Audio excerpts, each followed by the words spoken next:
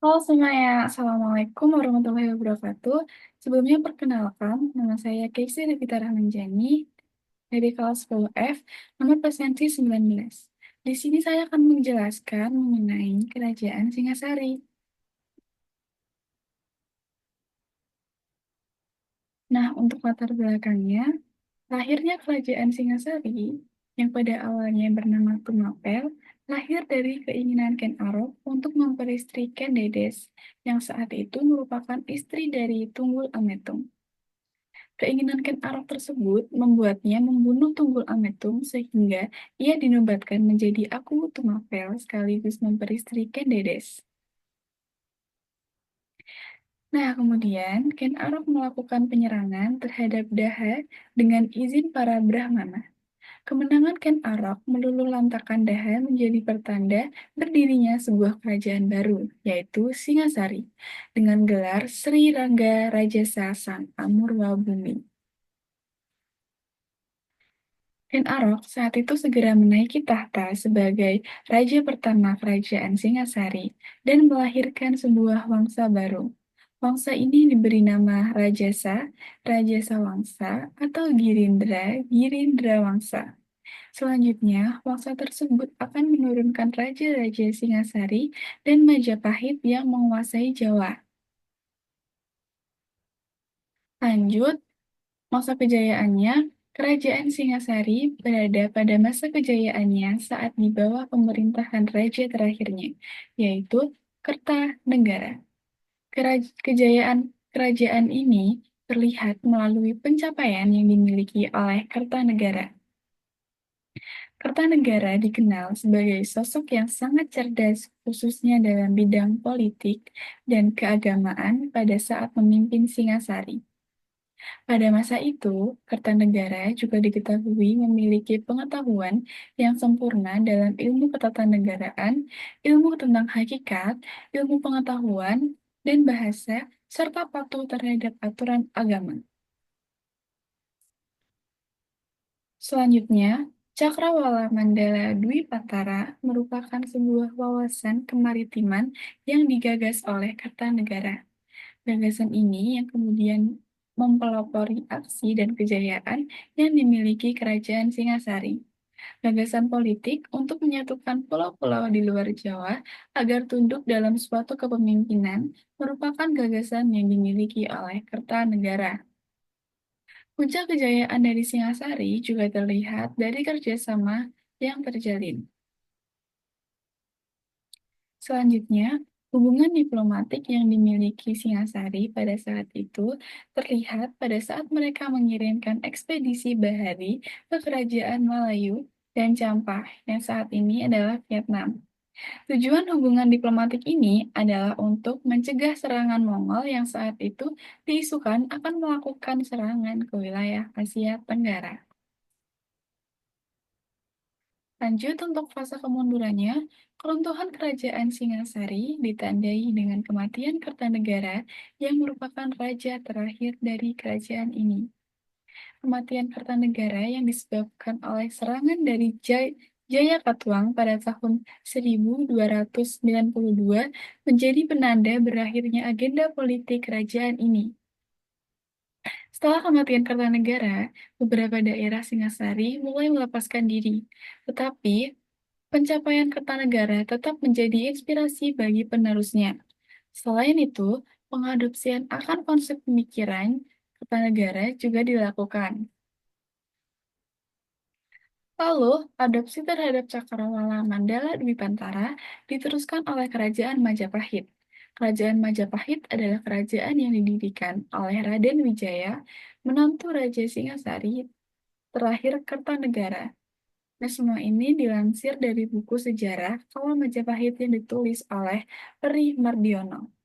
Pada awal berdirinya wilayah kerajaan ini hanya berada di bekas wilayah Singasari. Namun, Majapahit terus melakukan ekspansi baik di wilayah Jawa maupun luar Jawa. Selanjutnya ada bukti peninggalan. Yang pertama ada Candi Singasari. Candi Singasari ini merupakan tempat pendarmaan bagi Raja Singasari terakhir, yaitu Kertanegara. yang meninggal pada tahun 1292 Masehi. Candi ini berada di lembah di antara pegunungan Tengger dan Gunung Arjuna pada ketinggian 512 meter di atas permukaan laut. Nah, teman-teman, untuk gambarnya ini seperti ini, seperti gambar-gambar candi pada umumnya. Lalu lanjut. Yang kedua ada Candi Kidal.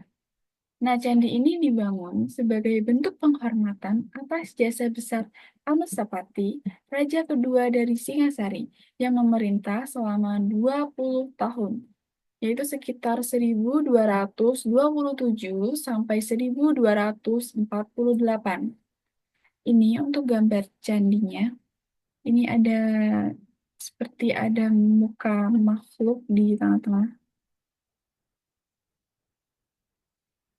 Yang nomor tiga ada Candi Jawi, yaitu tempat pendarmaan atau penyimpanan abu dari raja terakhir Singasari, yaitu Kertanegara. Untuk gambar candinya, ini dia kelihatan lebih langsing dan lebih lebih minimalis, menurut opini saya ya. Oke, lanjut. Yang nomor empat ada Arca Amogapasa, yaitu patung yang merupakan hadiah dari Kertanagana, Raja Singasari kepada Tribhuwana Raja, Raja Melayu, di Dharmasraya pada tahun 1208 Saka atau 1286 Masehi. Untuk gambar arcanya seperti ini ada gambar perempuan, ya, dan ada gambar seperti anak-anak di sampingnya.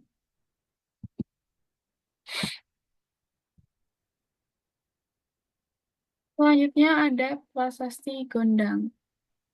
Prasasti tersebut ditemui oleh warga setempat dan terdapat bacaan dalam bahasa Jawa kuno yang bertuliskan tahun 1197 Saka atau 1275 Masehi. Ini untuk gambarnya,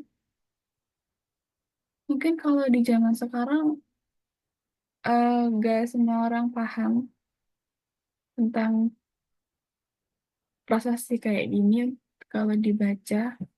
Karena ini kan prestasi zaman dulu banget. Ini kan udah tahun 1197 Saka. Oke, lanjut. Yang nomor 6 ada Prasasti Singasari atau Prasasti Gajah Mada. Nah, ini adalah sebuah prasasti yang ditulis dengan huruf Jawa kuno. Bertarik 1273 Saka atau 1351 Masehi. Untuk gambarnya ini ya teman-teman, tapi dia di gambar sini nggak terlalu jelas. Jadi teman-teman bisa cek sendiri di website atau di ChatGPT atau di Meta. Teman-teman bisa cari sendiri di sana buat lihat gambar yang lebih jelas. Oke teman-teman, sudah selesai. Dan ini untuk daftar pustakanya. Teman-teman kalau mau lihat lebih lanjut bisa cek di sini. Di situ lengkap dan gambarnya juga jelas. Oke, terima kasih. Cukup sekian dari saya. Apabila ada salah kata, mohon dimaafkan. Wassalamualaikum warahmatullahi wabarakatuh. Terima kasih.